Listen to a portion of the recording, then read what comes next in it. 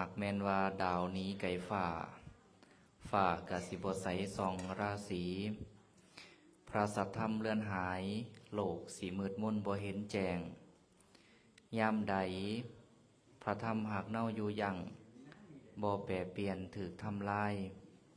เฮาทั้งหลายก็อยู่ยืนยาวมันบ่มีวันมองเศร้าศาสนาเฮาก็เครื่องหงศาสนาที่หักก็ยิงก่าวจะเรื่อนเลื่อยอยู่บ่เศร้ายามใดพระธรรมหักถึกลึบมางอธรรมขอบคลองเมืองศาสนาของพระโคดมบ่หงเฮืองส่องแสงใสเหลื่อมชาวเมืองบ้านโกลาหลหอนหนมีแต่ความถอยห่ายกวนกลุ่มก่อแต่เวนนะโมพุทธัสสะขอนอบน้อมแด่พระสัมมาสัมพุทธเจ้าพุทธสหูชอบได้โดยพระองค์เองนะโมธรรมัสสะขอนอบน้อมแด่พระธรรมที่พระองค์ได้ตรัสไว้ดีแล้วนะโมสังคัสสะขอนอบน้อมแด่พระอริยสงฆ์ผู้ทรงศีลสุตติคุณกราบถวายความเคารพคณะครูบาอาจารย์พระเถรานุเถระทุกอันทุกองค์ขอความเจริญในศีลในธรรมจงบังเกิดมีแก่บรรดาสามเณรทั้งหลายขอความสุขความเจริญจงบังเกิดมีแก่ญาติโยมสาธุชนทั้งหลายโดยเฉพาะญาติโยมเจ้าภาพทางบ้านวังเมามื้อนี้ได้จัดงานสมโพธิพระขึ้นมาแล้วก็ญาติโยมทางเฒ่าแก่แนวโคมก็ได้ไปหามื้อนั้นเนาะอยู่ที่ทางสำนักสงฆ์สิริปัญโยบ้านพักขยาเมืองไซบุรีได้ไปนิมนต์มางานสมโพธิพระมาแสดงธรรมก็ได้มาหอดมาถึงตอนวังคำๆก็มีฝนน้อยหนึ่งเนาะพอดีคิดว่าฝนสิตกกับตอนนี้ก็บ่ตกกับพอดีอากาศเย็นๆแต่ทางบ้านพักขยาฝนตกแห้งตอนอาตมาอยู่ฝนบ่ตกแต่พออาตมาออกจากวัดแล้วฝนตก หอยมันเป็นจังไดกันนี่วะ ฝนตกแห้งเนาะการงานสมโพธิพระญาติโยมทั้งหลายก็ได้จัดขึ้นสมโพธิพระสมโพธินี่ก็คือการฉลองนั่นแหละคือการฉลองเฮาฉลองจังได๋ล่ะบัดนี้ทั้งโลกเขาเวลาฉลองนั่นฉลองนี่เขาก็จะมีดนตรีมหรสพครบงานเนาะฉลองมวนซืนโฮเซลทั้งโลกเขาฉลองกันแต่ว่าทางธรรมอันนี้เฮาฉลองสมโพธิหรือว่าฉลองกะด้วยการสูตรสาธยายสรรเสริญคุณของพระพุทธพระธรรมพระสงฆ์พิธีกรรมกับแบบนี้แหละมีการไหว้พระสมทานศีล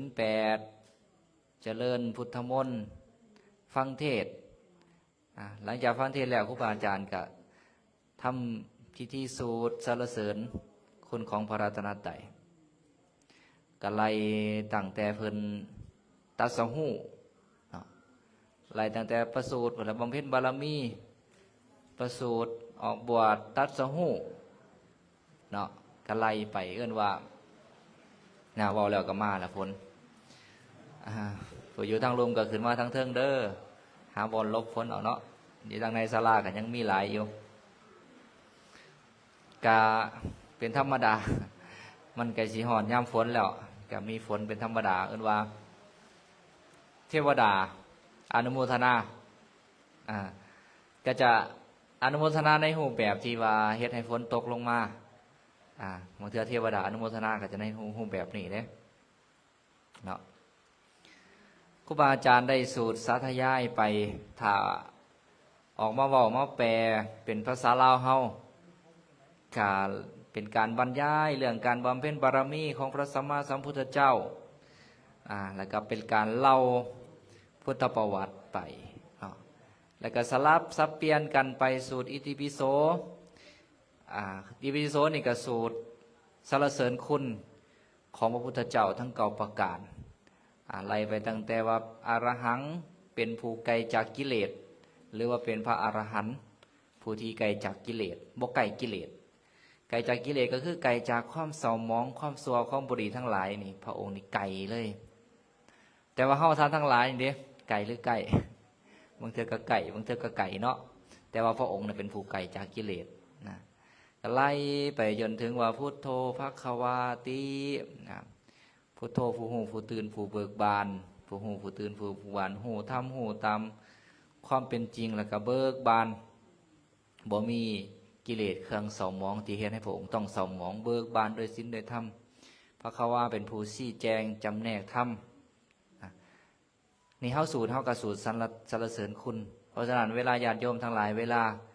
ครูบาอาจารย์เพิ่นสูตรแล้วให้ญาติโยมทั้งหลายได้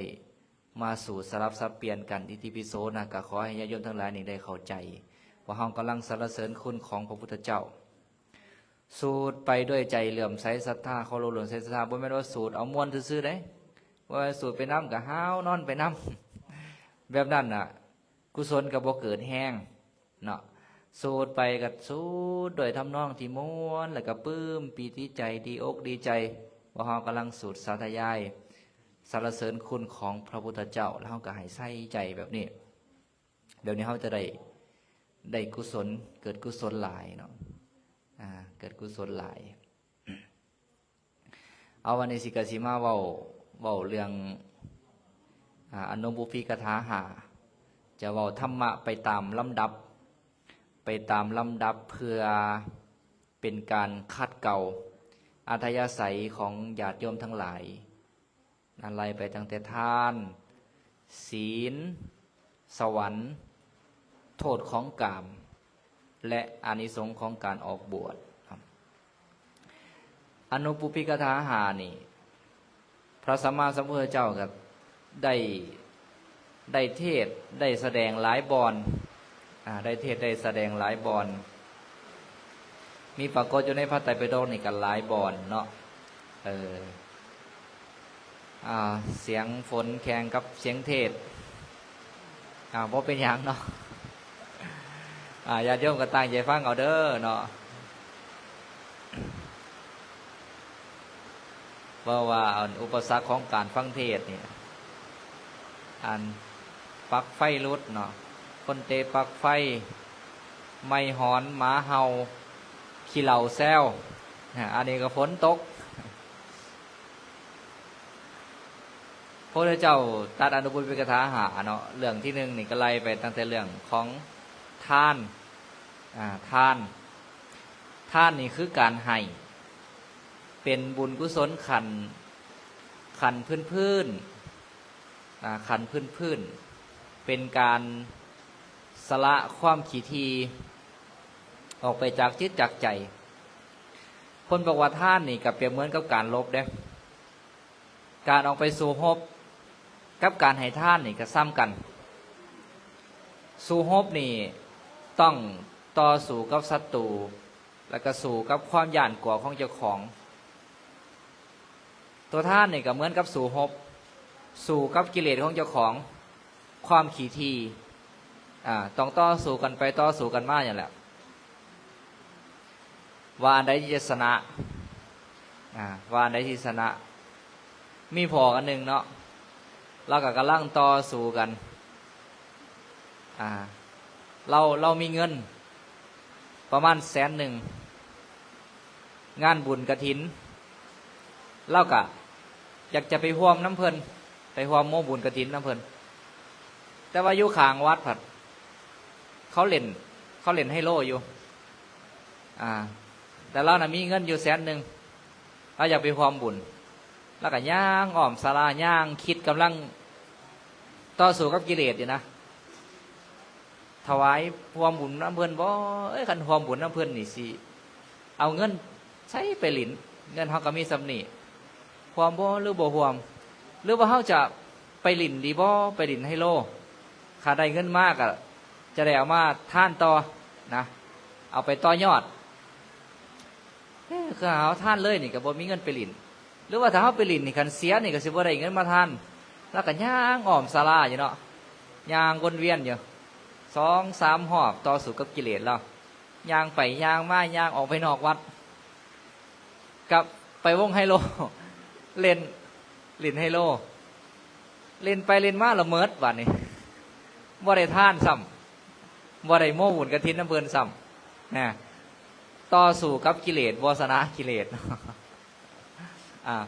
พามจุเลกาสาดกไปฟังธรรมพระพุทธเจ้าพระพุทธเจ้ากระเทศเนาะตอนพระพุทธเจ้าเทศนี่บ่แม่นเทศหน่อยได้เทศตั้งแต่หัวค่ำปฐมยามมัชชิมยามปัจฉิมยามเทศตั้งแต่หัวค่ำไปจนสอดแจ้งในคำพุทธการนี่ฟังเทศนี่โอ้บ่แม่นธรรมดาเด้บ่แม่นฟังดำชั่วโมงหนึ่ง2 ชั่วโมงคือเฮาเด้ฟังเทศมื้อคืนน่ะพระพุทธเจ้ากระเทศเนาะอันพามจุเลกาสาดกนี่เราก็มีผ้าอยู่ชุดหนึ่งไว้เปลี่ยนกับเมียเรามีผ้าอยู่พื้นหนึ่งเนาะสำหรับผมไก่นะมาที่นี่ก็คันเราสิออกไปทั้งนอกแล้วก็ห่มผ้าเท่านั้นแหละเมียนี่ก็ต้องอยู่เฝ้าอยู่เพื่อนไปน้ำกันทั้งสองบ่ได้เพราะมีผ้าพื้นเดียวคันเมียออกนอกเราก็ต้องอยู่เพื่อนไปน้ำกันบ่ได้มาที่นี่เราก็มีผ้าพื้นเดียวฟังเทศน์พระพุทธเจ้าใจนี่ก็เหลื่อมใสศรัทธาอยากจะบูชากันเทศก็ต่อสู้กับกิเลสโอ้กันเฮาถวายไปบูชากันเทศนี่เฮาจะบ่มีผ้านุ่งผ้าตุ้มมีเฮาก็บ่มีผ้านุ่งผ้าตุ้มเด้นี่นะเฮามีผ้าพื้นเดียวแล้วก็ต่อสู้กันสุดท้ายบ่ถวายปฐมยามผ่านไปมัชชิมยามในธรรมกลางช่วงประมาณเที่ยงคืนหาตี 2พระเจ้าก็แสดงธรรมแล้วก็คิดอยากจะถวายอีกก็ต่อสู้กันไปสุดท้ายก็บ่ถวายจนฮอดปัจฉิมยามช่วงใกล้สิแจ้งเราสุดท้ายแล้วก็ตัดสินใจโอ้ถวายเถอะแล้วก็ถวายแล้วก็กล่าวคำว่าชิตังเมชิตังเมชิตังเมแปลว่าเฮาชนะแล้วเฮาชนะแล้วเฮาชนะแล้วชนะกิเลสตอนนั้นพระเจ้าปเสนที่โกศลเป็นพระราชาปกครองแคว้นโกศลไปสู่ฮบแพ้มาแล้วก็ได้ยินว่าผู้ใดกล่าวเข้ามาชนะนี่เฮานี่ไปสู่ฮบมานี่แพ้นี่ผู้ใดว่าชนะอยู่นี่ก็ไปทราบข่าวว่าโอ้พามจุเลกาสาดกแล้วเอาชนะความขี้ที่ของเราเอาชนะกิเลสของเราก็เลยเห็นว่าโอ้เรานี่ใจเด็ดมีผ้าพื้นเดียวย่อมสละถวายบูชากันเทศพระพุทธเจ้าสุดท้ายแล้วก็บูชาความใจกล้าของเราแหละกับพระเจ้าปฏิทิกุศลกับศรัทธาพระพุทธเจ้าอยู่แล้วเนาะแหละพามจุเลกาสาดกนี่กับศรัทธาคือกันเพราะฉะนั้นศรัทธาคือกันนะเหลื่อมใสในที่ที่เฮาเหลื่อมใสว่าเหลื่อมใสแบบเดียวกันแล้วก็เลยมอบผ้าให้เรานะมอบผ้าอย่างละ4 คู่อย่างละ8 คู่เนาะอย่างละ8 คู่บาที่นี่พระพุทธเจ้าว่าเนาะขันเมนเล่าถวายตั้งแต่ทำอิฐนะเราจะได้ผ้าอยู่32 คู่เลยแต่ขันเล่าถวายในย่ามทำกลางเราจะได้ผ้าอยู่16 คู่แต่บาที่นี่เล่ามาถวายตอนปัจฉิมยามแล้วก็ได้อานิสงส์หน่อยนั้นต่อเพื่อที่ต่อสู้กับกิเลสได้เนาะอันนี้ท่านนี่กะขันผู้ใดได้ให้ท่านนี่ก็บ่แม่นของง่ายเด้เพื่อที่ต่อสู้กับกิเลสนี่นะแต่ก็เป็นกุศลขันพื้นเป็นการเฮ็ดบุญให้กุศลขันพื้นนอกศาสนาเขาก็เฮ็ดคือกันได้ท่านนี่นะเขาก็มีการซอยเหลือกันบริจาคซอยคนทุกข์คนยากซอยสาธารณประโยชน์ซอยนั่นซอยนี่เขาก็ได้เฮ็ดบุญกุศลคือกันแต่เขาอาจจะบ่เอิ้นเอาบุญกุศลเขาจะเอิ้นว่าการซอยเหลือกันแบ่งปันกัน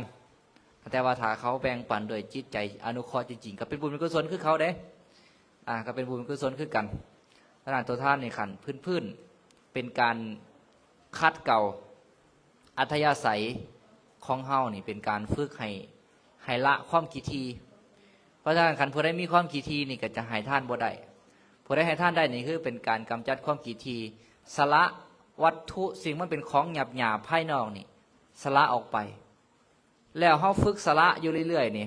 ต่อไปมันก็จะคอยสละสิ่งที่ละเอียดออกไปได้คือกันสิ่งที่ละเอียดคือกิเลสที่มันนอนเนืองในจิตในใจของเฮานี่นะเฮาก็จะคอยสละออกไปทีละหน่อยแต่เบื้องต้นนี่ฝึกสละสิ่งที่มันหยาบๆซะก่อน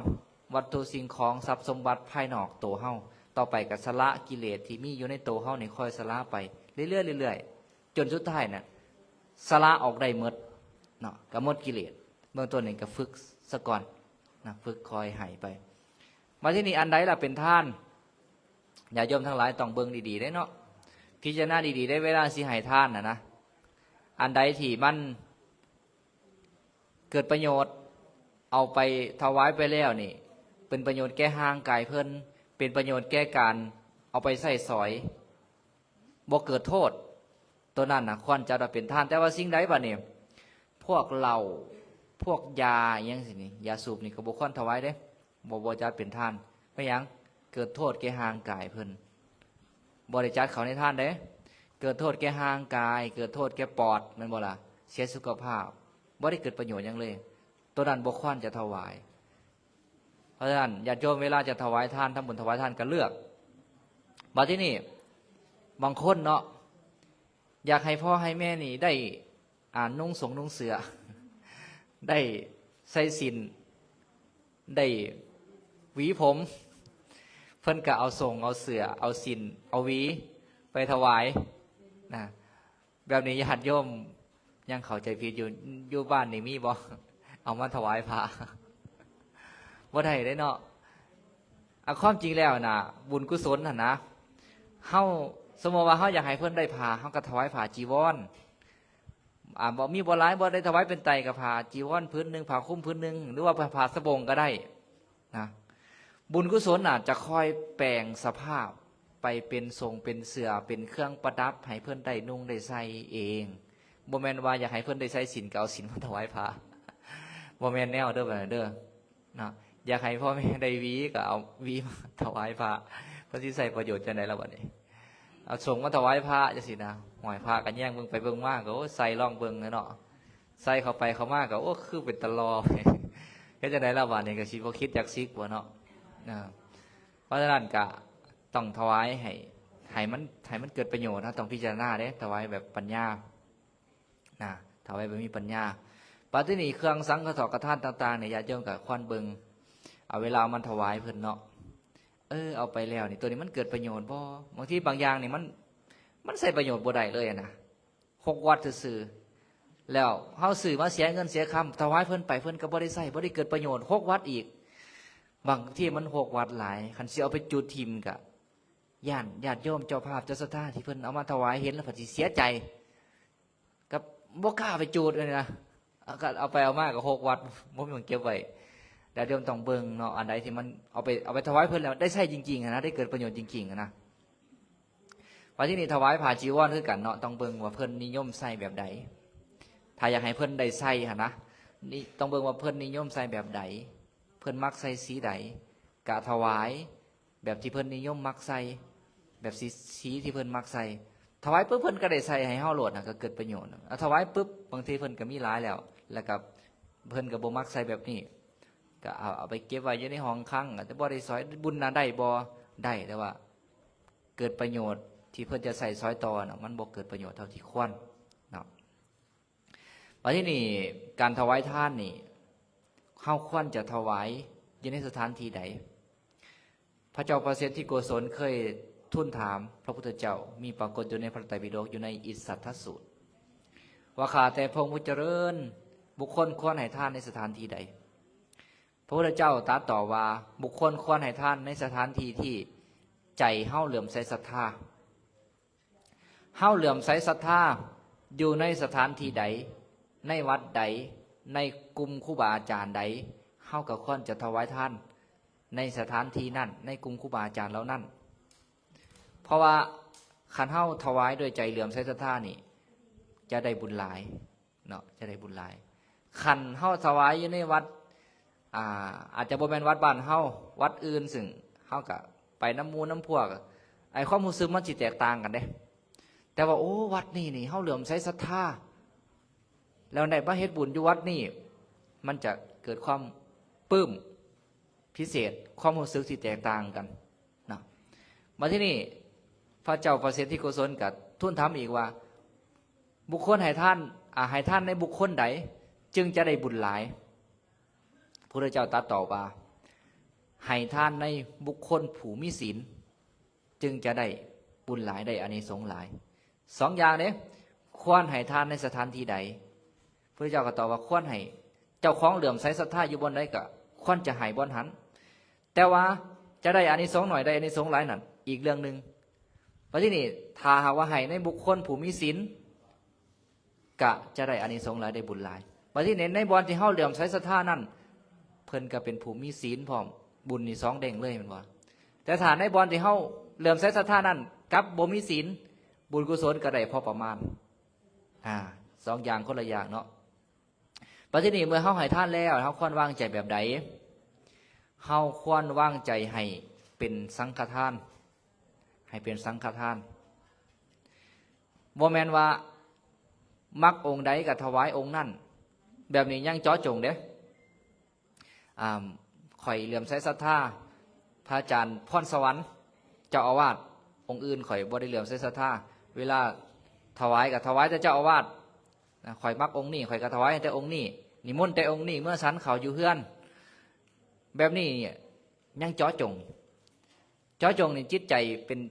จิตใจมันบ่กว้างขวางเนาะก็เป็นปาติปุคลิกทานเป็นการถวายจ่อจงบุคคลอานิสงส์ใดบ่หลายเด้ถึงแม้ว่าเพิ่นจะมีศีลหลายก็ตามมีศีลบริสุทธิ์ก็ตามแต่ว่าอานิสงส์ยังได้บ่หลายบัดที่นี้เฮ็ดจังได๋จังสิได้สงหลายว่างใจให้กว้างขวางถวายเป็นสังฆทานศรัทธาพระอาจารย์องค์นี้ก็จริงแต่ว่าหมู่คณะครูบาอาจารย์หลายองค์อยู่นำกัน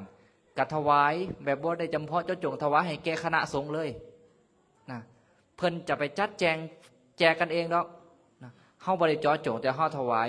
ให้หมู่คณะสงฆ์เลยแบบนี้นี่จิตใจกว้างขวางเป็นสังฆทานอานิสงส์ได้หลายเด้เหมือนอันสองเอ้ยน้องเนาะนางพัทธากับจุลสุภัทธาผู้เอื้อยนี่โอ้นิมนต์อันศรัทธาพระอาจารย์องค์นี้นี่นะเขารบเลื่อมใสพระอาจารย์องค์นี้กะเวลาถวายทานก็ถวายแต่พระอาจารย์องค์นี้นิมนต์มาสันอยู่เฮือนก็นิมนต์แต่พระอาจารย์องค์นี้องค์เงินพอนิมนต์แล้วก็เฮ็ดตลอดเด้จนเราตายพุ่นเด้ส่วนนางจุลสุภัทธาผู้เป็นน้องนี่นะได้ถวายสังฆทานเธอเดียวนิมนต์พระสงฆ์พระเจ้ามาตั้งหลายแล้วก็บ่ได้จำเพาะเจ้าจงได้องค์นึงแล้วก็ถวายทั้งบุญถวายพอไปเกิดอยู่เทิงสวรรค์น่ะผู้นึงไปเกิดอยู่สวรรค์ชั้น5ผู้นึงไปเกิดสวรรค์ชั้นที่2ชั้นดาวดึงส์มาที่นี่กับพิจารณาหากันเนาะไปเกิดอยู่ไสเนาะน้องเฮาไปเกิดอยู่ไสเอ้ยเฮาไปเกิดอยู่ไสมาเห็นกันโอ้เจ้าเกิดอยู่ไสข่อยเกิดอยู่ชั้น5วะนะเอ้าเจ้าบ่ค่อยได้เฮ็ดบุญเลยเฮ็ดบุญเท่าเดียวคือเกิดชั้นสูงกว่าข่อยห้อยข่อยเวลาถวายทานข่อยถวายเป็นสังฆทานข่อยบ่ได้จำเพาะเจ้าจงได้องค์หนึ่งข่อยถวายรวมเลยถวายแก่คณะสงฆ์เลยจิตใจน้อมถวายเป็นสังฆทานส่วนเจ้านั้นศรัทธาแต่องค์นี้กับนิมนต์แต่องค์นี้นะอานิสงส์ก็ได้บ่หลายพระพุทธเจ้าตรัสไว้ชัดเจนเลยเนาะขนาดให้พระพุทธเจ้าน่ะนี่ถวายท่านเจ้าจงให้แก่พระพุทธเจ้าน่ะตั้งห้อยเทื่อน่ะยังบ่ได้อานิสงส์หลายซ้ำกับถวายท่านแก่พระภิกขุสงฆ์โดยมีพระพุทธเจ้าเป็นประมุข1เทื่อมันบ่งบอกถึงจิตใจเฮาน่ะกว้างขวางจิตใจกว้างขวางก็สามารถรับบุญรับกุศลได้หลายเหมือนภาสนะเนาะสังเกตเบิ่งภาสนะนี่ขันภาสนะน้อยนี่รับน้ำฝนได้หลายบ่หลายมันบ่อันจอกแก้วนิดหน่อยนะครับน้ำฝนก็ได้สำนั้นแหละแต่ว่านี่กระโตกได้ว่าโอ่งแล้วบัดนี้นะรับน้ำฝนได้หลายบ่ได้หลายพอมันกว้างขวางมันบ่อันนี้คือกันขันเฮาเฮ็ดจิตใจให้กว้างขวางบุญกุศลก็ได้หลายแล้วว่าที่นี่ในขั้นตอนการถวายทานนี่เฮาควรจะเฮ็ดแบบใดพุทธเจ้าตรัสไว้อยู่ในหลายๆพระสูตรอย่างเช่นอยู่ในเวลามสูตรอยู่ในสัพปุริสทานสูตรนะองค์ประกอบของการให้ทานเนี่ยเฮาควรจะเฮ็ดแบบใดนะในเบื้องต้นนี่เกี่ยวกับเจตนาของเฮานี่เฮาต้องวางเจตนาก่อนให้นี่ก็มีเจตนาดีตั้งใจกำลังให้อยู่ก็ตั้งใจถวายให้ไปแล้วก็บ่คิดเสียดายในภายหลังดีอกดีใจในภายหลังมาที่นี่ในขั้นตอนการถวายนี่เพิ่นบอกว่าให้จังได๋ให้ถวายด้วยศรัทธาจริงๆถวายโดยศรัทธาถวายโดยความเคารพถวายโดยความนอบน้อมถวายโดยมือของตนเองถวายท่านตามการถวายท่านให้บ่เหมือนกับต้องการจะถิ่มมีความเสือกรรมและผลของกรรมแล้วให้ท่านนะแล้วก็ให้ท่านไป ต้องเฮ็ดให้มันครบองค์ประกอบหนึ่งให้ด้วยศรัทธาเนาะให้ด้วยศรัทธาเฮามีใจเหลื่อมใสศรัทธาแล้วก็ถวายด้วยความเคารพแนวใดเคารพน้อมเพิ่นก็เอาเขาไปถวายยกประเคนให้อย่างดีขันบ่เคารพเนี่ยใดยืนให้สินะเพิ่นนั่งอยู่ก็ยืนให้เป็นเอาบ่เคารพสามเณรนั่งอยู่ก็ยืนให้ทั้งพระทั้งเณรหรือทั้งแม่ขาวนี่เฮาควรให้ด้วยความเคารพเด้บ่แม่นว่าสิเคารพแต่พระสามเณรบ่เคารพแม่ขาวบ่เคารพเพิ่นนั่งอยู่เฮาก็นั่งเข้าไปบ่แม่นว่าเพิ่นนั่งอยู่ก็ไปยืนให้หรือว่าไปแสดงอาการที่แบบบ่เคารพหั่นนะเอาน้อมเข้าไปใกล้ๆแล้วเวลาประเคนพระนี่ญาติโยมก็ควรจะมาเข้ามาใกล้ๆเด้ให้มันได้หัตถบาทคือเพิ่นสามารถยืนมือถึงบ่แม่นว่าอยู่ไกลๆเพิ่นแล้วก็ยืนให้พระก็ยืนเอาแบบนี้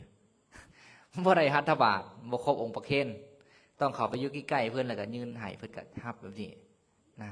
ไม่ออกคือกันไม่ออกกับประเคนได้เด้บ่แม่นว่าสิมีแต่พอออกไม่ออกกับประเคนกับเขามาใกล้ๆคือกันนั่นแหละเพราะฉะนั้นเว้นไม่ออกเวลาเขาว่านะควรจะแต่งตัวให้เรียบร้อยเพื่อเวลาประเคนเขาไปใกล้พระประเคนเครื่องให้พระนะให้โดยความนอบน้อมก็คือน้อมสิ่งของเขาไปให้ด้วยมือของตนเองทานของบัณฑิตทานของคนฉลาดบ่แม่นว่าสิไปฝากให้คนนั้นคนนี้ให้มันจะได้บุญเต็มเม็ดเต็มหน่วยให้โดยมือของตนเองเขาสามารถที่จะเอาเขามาประเคนเพื่อนได้ก็เอาเขามาโดยมือของตนเองเลยบ่แม่นว่าฝากพ่อใหญ่ศิริวัตรเอาไปให้นั่นนี่มันบ่ครบองค์ประกอบนะมันบ่คักเฮาอุตส่าห์ตั้งใจมาถวายแล้วควรให้จะได้ถวายกับมือของตนเองเฮ็ดบุญบ้านบุญเฮือนหรือบุญอยู่ไสก็ตามถวายท่านตามการนี่เวลานี่คนจะถวายสิ่งนี้นะถวายท่านโดยจิตอนุเคราะห์เห็นว่าพระสงฆ์เจ้าบ่มีการบ่มีงานบ่มีธุรกิจหยังเพิ่นเป็นอยู่ในศรัทธาของญาติโยมกะอนุเคราะห์เพิ่นให้บ่เหมือนกับต้องการจะถิ่มบางคนนี่เหมือนกับต้องการจะถิ่มสิ่งของนะคือแบบบ่เคารพนั่นแหละให้เหมือนก็ต้องการจะถิ่มมีความเชื่อกรรมและผลของกรรมแล้วให้ท่านเชื่อว่าการให้ท่านนี่มีผล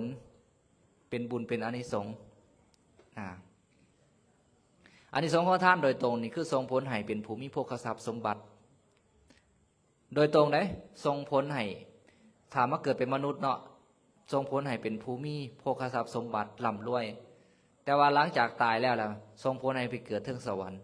กลับมาเกิดเป็นมนุษย์นี่บุญยังส่งผลต่อเด้ทรงผลให้เป็นผู้มีโภคทรัพย์สมบัตินอกจากนั้นอีกว่านี่ขันให้ท่านโดยศรัทธานี่นะทรงผลให้เป็นผู้มีผิวพรรณวันนางงดงามน้ำเด้ขันให้เพียงแต่ซักว่าให้บ่ได้ให้โดยศรัทธานี่ได้โภคทรัพย์สมบัติอยู่ก็จริงแต่ว่าตัวผิวพรรณนี่จะบ่ได้แต่ขันผู้ใดให้ด้วยใจเลื่อมใสศรัทธานี่นะผิวพรรณก็งามเกิดมาเป็นคนโจบคนงามให้ด้วยความเคารพมีเมียมีลูกมีขาทาสบริวารคนรับใส่ก็มีความเคารพนับถือให้ท่านตามการสมความปรารถนาการนี่เวลานี่อยากได้สิ่งใดก็ได้สมความปรารถนาให้ท่านโดยจิตอนุเคราะห์ใจจะนอบน้อมไปในการบริโภคกรรมคุณหาที่ละเอียดยิ่งขึ้นไปใจจะนอบน้อมไปในการเห็นหูงามๆได้ยินแต่เสียงมวลได้กินแต่หอมๆได้ลิ้มรสแซ่บได้สัมผัสอ่อนนุ่มขันให้โดยความบ่อนุเคราะห์ก็จะเห็นตั้งแต่ใจว่าใจนี่มันบ่นอบน้อมไปในการบริโภคกรรมคุณหาที่ละเอียดยิ่งขึ้นไปใส่สิ่งของกับเก่าๆได้ยินได้เห็นแต่หูขี้ให้ได้ยินเสียงบ่มวนใจมันบ่นอบน้อมไปในสิ่งที่มันละเอียดปานนี้เด้อให้ท่านบ่กระทบตนบ่กระทบผู้อื่นนี่ลืมบอกตัวนี้ขันให้ท่านบ่กระทบตนบ่กระทบผู้อื่นเนี่ยบ่เกิดอันตรายแก่โภคทรัพย์สมบัติของเจ้าของบ่เกิดอันตรายจากไฟจากน้ำท่วมจากพระราชาจากภูมิอำนาจมายึดเอาจากลูกเต้ามาเผาผลาญหรือจากญาติพี่น้องอันบ่เป็นที่ฮักให้ท่านบ่กระทบตนเองบ่กระทบผู้อื่นใดบ่ดูหมิ่นท่านของตนเองบ่ดูหมิ่นท่านของผู้อื่นบ่ดูหมิ่นว่าโอ้ยเจ้าคือให้หน่อยแท้ถวายหน่อยแท้หรือว่าโอ้ยของเฮาหน่อยเนาะบ่คือของผู้อื่นบ่หลายดูหมิ่นท่านของตนเองบ่ควรจะแบบนั้นเนาะอันนี้เรื่องท่านบุญกุศลนี่ก็สามารถส่งผลให้ไปเกิดถึงสวรรค์ได้แล้วก็ส่งต่อยอดไปจนถึงบรรลุมรรคผลนิพพานก็ได้ขึ้นอยู่กับเฮาปรารถนา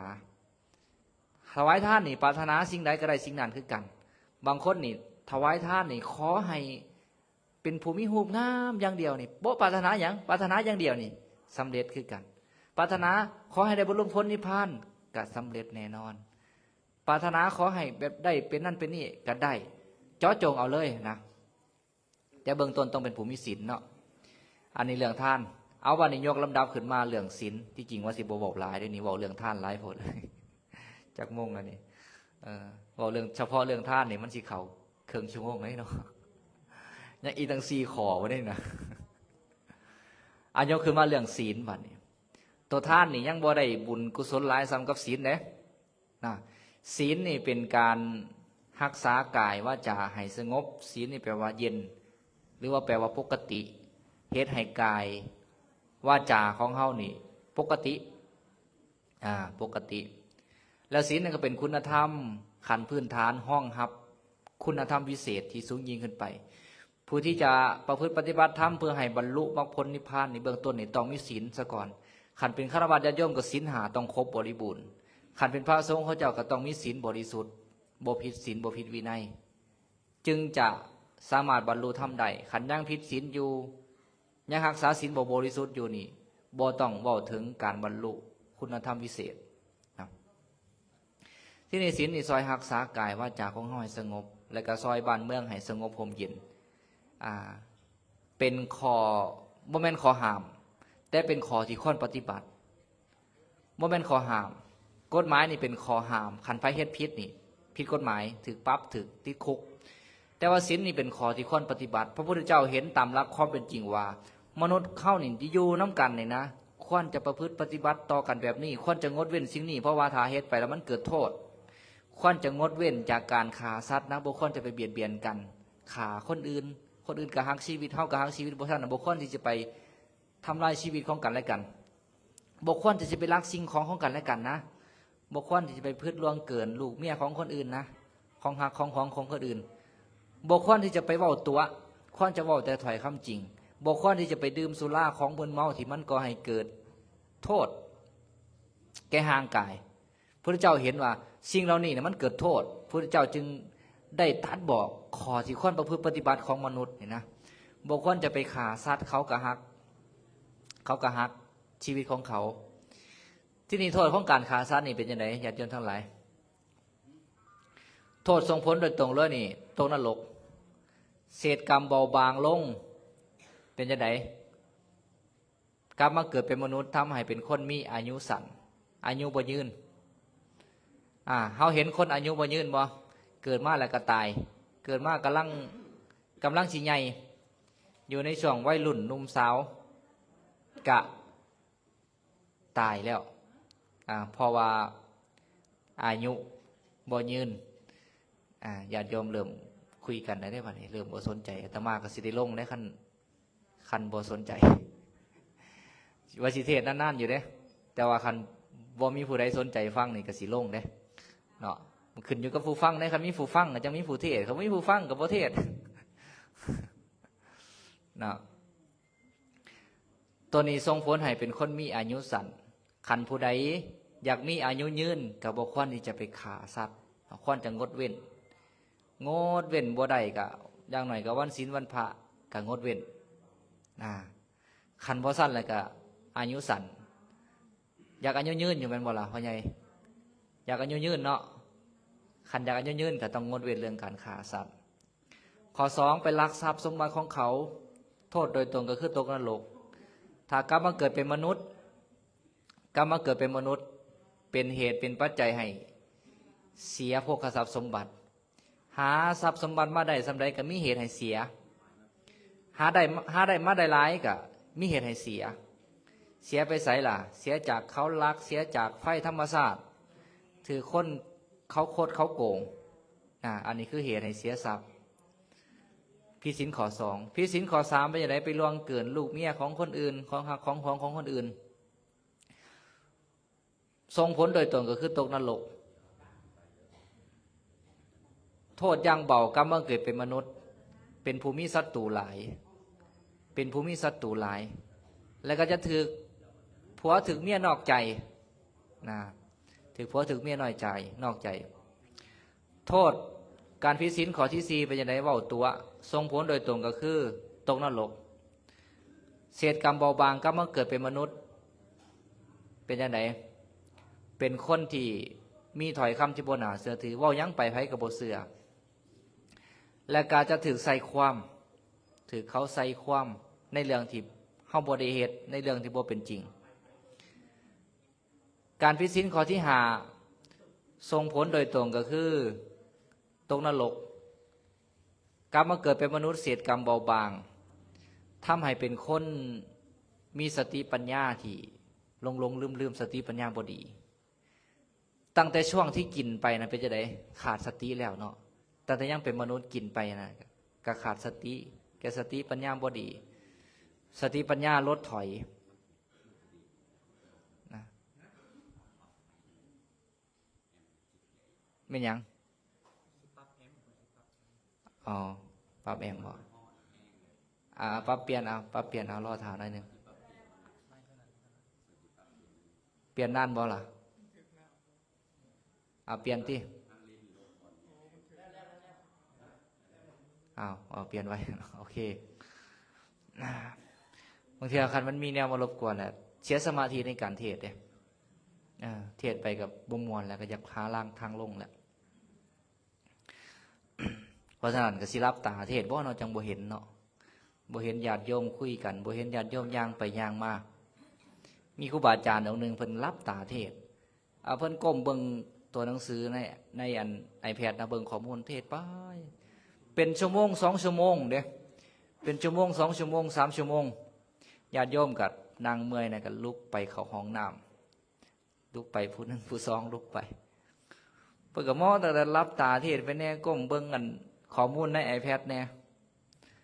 มื่นตาขึ้นมาเห็นไม่ออกอยู่ผู้เดียวไปไสมืดแล้ววะนี่จักเด้ขะหน่อยไปมืดแล้วว่าสั่น